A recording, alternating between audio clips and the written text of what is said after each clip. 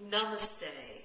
With all my heart, I'd love to welcome you to the upcoming Assisi pilgrimage. You know, even though I was not born into the Catholic tradition, as a very young child, I felt this great connection to Assisi and found that I was given this little wooden statue of him, and somehow he became a patron saint for me in my life. And as I grew older, he found his way into my dreams, and as I even grew older still, into my meditations. And I feel like, in a way, that I've had darshan, a vision of St. Francis. And a few years ago, I got pulled to go to the Assisi region to experience if the presence of the man still was in that region, and to go on my own personal pilgrimage. And I was very deeply moved by the Assisi region. There is a rarefied atmosphere there. There's a real stillness that's underneath all the spiritual tourism that's going on in that region. And I took myself to the grove where he spoke to the birds, and I meditated there, and also to the little chapel that he built with his own hands. I found my way miles away from Assisi to the very hillside that he walked on, that he spent his last days on, where he actually had the stigmata happen.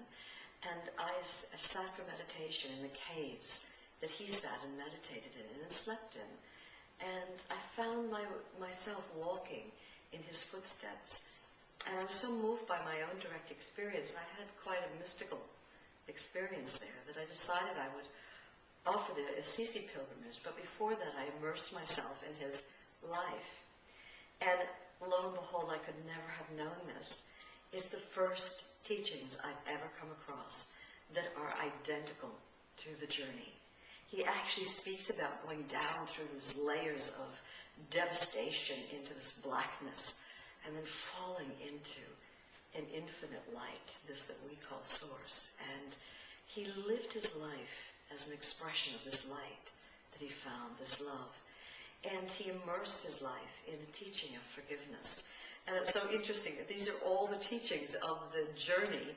And wordlessly, I was inspired by him and didn't know that I would find out that he was the first one I found documenting what the journey is and does. And it's probably why I was so drawn to him.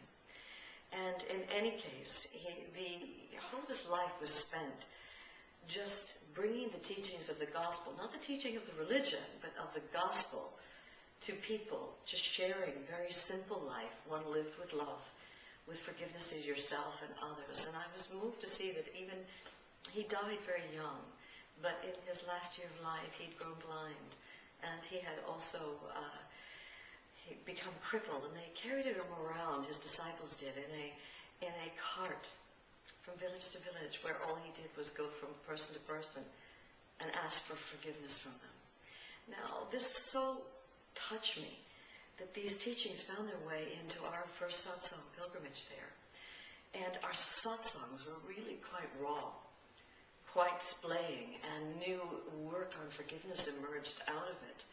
And I found that I was deeply transformed by my time there, which is why I'm hosting another satsang pilgrimage there this year. And so it's a 5-day immersion where we will travel to the place where he spoke to the birds, to the chapels that he meditated in and prayed in, to the chapel of absolution where he built this little chapel, and he meditated in there, and it was finally sanctified to be a chapel of absolution where you go in there, pray, and then when you leave, that you're free from this that you need to be forgiven for. And we will also go miles away to La Verna, where he spent the greatest part of his latter life wandering through the hills, and sit in the caves there, and the hills, very hillside that he got this stigmata.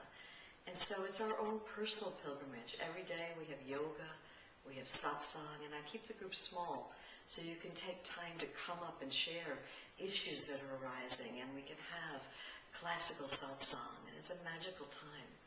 And so I pray with all my heart that your heart will be called by St. Francis himself, by Assisi, to come join us on this Assisi pilgrimage.